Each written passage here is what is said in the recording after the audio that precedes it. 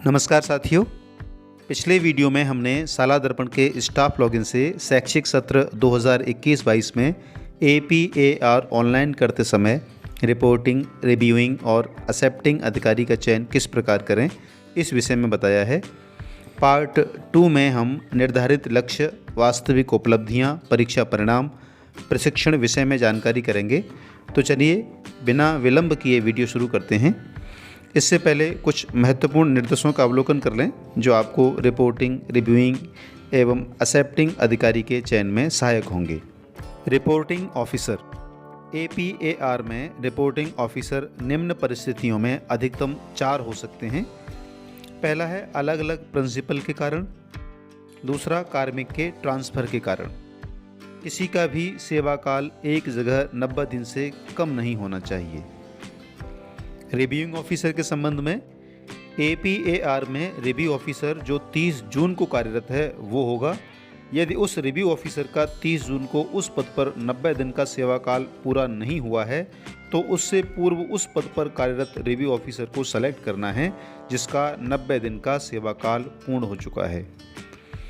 कार्यवाहक संस्था प्रधान यानी व्याख्याता का रिपोर्टिंग ऑफिसर व रिव्यू ऑफिसर दोनों CBO ही होंगे। एक्सेप्टिंग ऑफिसर में APAR में व्याख्याता, प्रधानाचार्य, प्रधानाध्यापक के लिए एक्सेप्टिंग ऑफिसर वर्तमान निदेशक श्री गौरव अग्रवाल की जगह पूर्व निदेशक श्री कानाराम जी का चयन करना है, क्योंकि वर्तमान निदेशक महोदय का 30 जून को निदेशक पद पर सेवा काल 90 दिन का पूर्ण नहीं हुआ है। अब आपको APAR ऑनलाइन करने के पार्ट 2 का अवलोकन कराते हैं। स्टाफ लॉगिन पर ID, पासवर्ड और कैप्चा डालकर लॉगिन कर लें।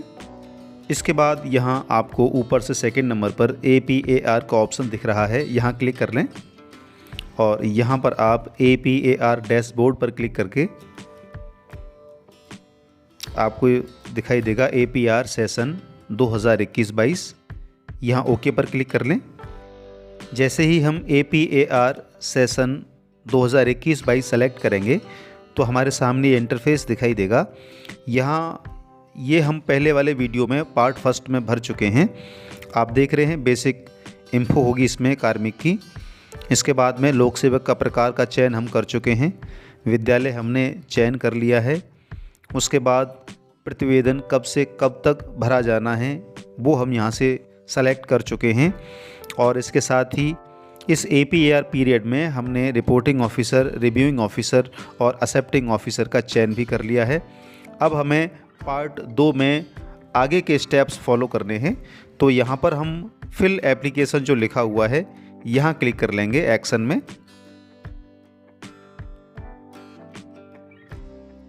जैसे ही हम फिल एप्लीकेशन पर क्लिक करेंगे, वार्षिक कार्य मूल्यांकन प्रतिवेदन 2021-22 रिपोर्टी और इधर रिपोर्टिंग आपको दिख रहा है। भाग पहला है प्रतिवेदन यानी रिपोर्टी अधिकारी के लिए यानी आपके लिए। ये आपकी बेसिक इन्फो यहाँ पे आपको दिखाई देगी। यहाँ पे आपसे संबंधित डिटेल्स है, आप चेक कर लें। इसके बाद एप्लीकेशन फॉर्म यहाँ पे दिख रहा है, इसकी एंट्री हमें करनी है। यहाँ हम मुख्य पारिणामिक कार्यों में कुछ कार्य दिए हुए हैं, उसके आगे निर्धारित लक्ष्य दिए हुए हैं और वास्तविक उपलब्धियाँ दी हुई हैं। ये इसकी एंट्री हमको करनी है। तो आपको मान के चलते हैं 100% आपको लक्ष्य दिए और आपने उनकी उपलब्धियाँ 100% प्राप्त कर ली हैं, तो आप इनकी एंट्री यहाँ कर दें। मैं इनकी प्रविष्टि कर देता हूँ। यहाँ आप देख सकते हैं मैंने सभी कॉलम्स की प्रविष्टि कर दी है। यहाँ पे आपको सारे कॉलम्स की प्रविष्टि इसलिए भी करनी अनिवार्य है क्योंकि अगर आप प्रविष्टि नहीं करेंगे तो ये आगे फॉरवर्ड नहीं होगा, आगे सबमिट नहीं होगा, आगे बढ़ेगा नहीं। यहाँ पर मैंने कक्षा निरीक्षण जो ऑप्शन है, कॉलम है, इसमें नील लिख दिया है क्योंकि ये संस्था प्रधान अथवा इंचार्ज के लिए ही लागू होगा। इसको सेव एज ड्राफ्ट कर दें आप ताकि ये सेव हो जाए। इसके बाद हम परीक्षा परिणाम की पूर्ति करेंगे। इसमें यहाँ इस ड्रॉप डाउन पर क्लिक करके कक्षा सेलेक्ट कर लें, उसके बाद विषय सेलेक्ट कर लें। कुल विद्यार्थी उस वर्ष में कितने परीक्षा में प्रविष्ट हुए उनकी संख्या यहाँ अंकित कर दें। उत्तीर्ण विद्यार्थी कितने रहे यहाँ पर अंकित कर दें। 60% से अधिक अंक प्राप्त करने वाले छात्रों की संख्या कितनी रही, और उत्तीर्ण प्रतिशत। जैसे ही हम सेव पर क्लिक करेंगे ऑटोमेटिक आ जाएगा। मैं सेव पर क्लिक कर देता हूँ। Result saved successfully. आप देख रहे हैं उत्तीर्ण प्रतिशत अपने आप प्रविष्ट हो गया है। अब यहाँ से दूसरी कक्षा हम सेलेक्ट कर लेते हैं। यहाँ मैंने इनकी प्रविष्टि कर दी है। कक्षा 12 हिंदी कंपलसरी। कुल विद्यार्थी 71, उत्तीर्ण विद्यार्थी 71, 60% से अधिक अंक प्राप्त करने वाले विद्यार्थियों की संख्या 24। सेव पर क्लिक कर देता हूँ। Data save successfully. अगर और भी कक्षाओं का आपने अध्ययन कराया हो तो आप यहाँ पे उनकी एंट्री कर सकते हैं। अब आप नीचे देख रहे हैं अन्य शैक्षणिक उपलब्धियों का उल्लेख, लेख, शोधपत्र, पत्रवाचन, अध्यापन प्रतियोगिता, अन्य स्तरीय पुरस्कार में यदि आपने कोई उल्लेखनीय कार्य किया है तो उसकी एंट्री यहाँ पर आप आवश्यक रूप से कर दें। मैं यहाँ पर लिख देता हूँ विद्यार्थियों के शैक्षिक उन्नयन में योगदान। आप देख रहे हैं मैंने लिख दिया है विद्यार्थियों के शैक्षिक उन्नयन में योगदान। आपके पास अन्य कोई उपलब्धि हो तो आप उसका विवरण यहाँ लिख सकते हैं। इसके बाद वर्ष के दौरान प्राप्त प्रशिक्षण का विवरण। तो यहाँ पर आपने सत्र 2021-22 में किसी प्रकार का प्रशिक्षण प्राप्त अगर किया हो तो उसकी प्रविष्टि यहाँ कर दें। आपको याद होगा निष्ठा सेकेंडरी, निष्ठा एलिमेंट्री की ट्रेनिंग्स ऑनलाइन चले थे दीक्षा ऐप के माध्यम से, तो आप उन सब की एंट्री समेकित रूप से यहाँ कर सकते हैं। मैं आपको उदाहरण के लिए बता रहा हूँ। आप देख सकते हैं मैंने लिख दिया है निष्ठा ट्रेनिंग rghs 012-12। 12 प्रशिक्षण ऑनलाइन दीक्षा ऐप के माध्यम से किए गए थे और अवधि 60 डेज़। एक कोर्स के 5 दिन मानते हुए 12 के 60 दिन मैंने यहाँ लिख दिए हैं। और प्रशिक्षण से प्राप्त उपलब्धि का उल्लेख, इसमें शैक्षिक नवाचारों के अनुप्रयोग की जानकारी, ऐसे मैंने लिख दिया है। आप अपने हिसाब से कुछ भी लिख सकते हैं। इसके बाद सेव पर क्लिक कर देता हूँ। Data saved successfully.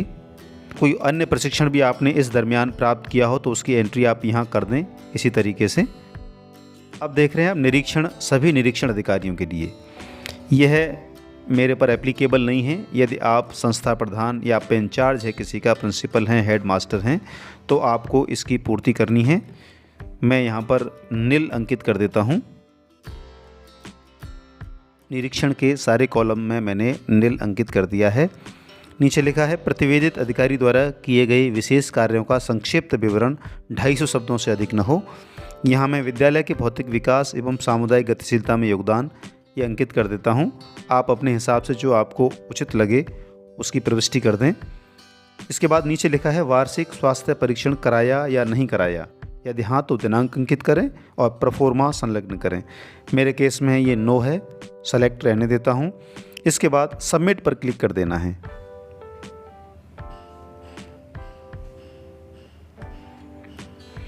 आप देख रहे हैं reporting data saved successfully under ACR by reportee officer. Okay पर क्लिक कर दें। अब एक बार आप इसे पुनः ऊपर स्क्रॉल करते हुए चेक कर लें कि समस्त प्रविष्टियां आपने कर दी हैं। तो ये स्टेप फर्स्ट इसकी प्रविष्टि की जा चुकी है। उसके बाद परीक्षा परिणाम की प्रविष्टि मैंने बोर्ड कक्षाओं की कर दी है। इसके बाद वर्ष के दौरान प्राप्त प्रशिक्षण का विवरण, ये भी प्रविष्टि कर दी गई है। निरीक्षण एप्लीकेबल नहीं था। प्रतिवेदित अधिकारी द्वारा विशेष कार्यों का विवरण, इसकी भी प्रविष्टि कर दी है और नो सेलेक्ट करते हुए अब for finish and log APR click here, this will log your entire application. यहाँ क्लिक कर लें।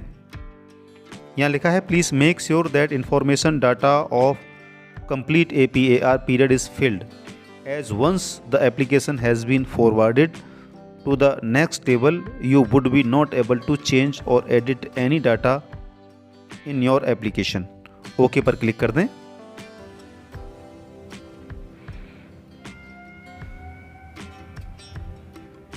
अब इसके बाद आपको नीचे ऑप्शन दिख रहे हैं delete officer, delete entire application, lock and forward application.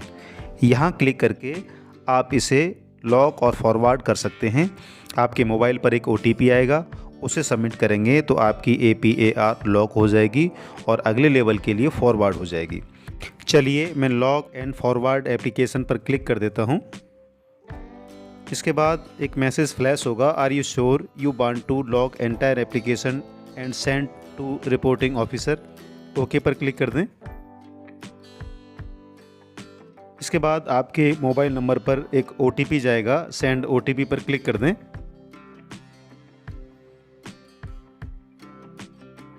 Confirm OTP पर क्लिक कर दें।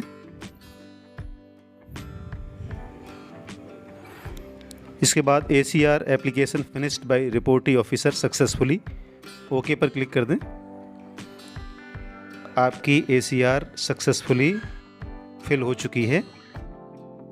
आप देख रहे हैं already submitted on September 7, 2022 8:21 PM। तो साथियों, इस प्रकार आपने देखा पूरी प्रोसेस किस तरीके से हम स्टेप बाय स्टेप अपनी APAR को सबमिट कर सकते हैं। तो आज की वीडियो में इतना ही। अगले वीडियो में किसी नई जानकारी के साथ फिर मुलाकात होगी। बहुत बहुत धन्यवाद।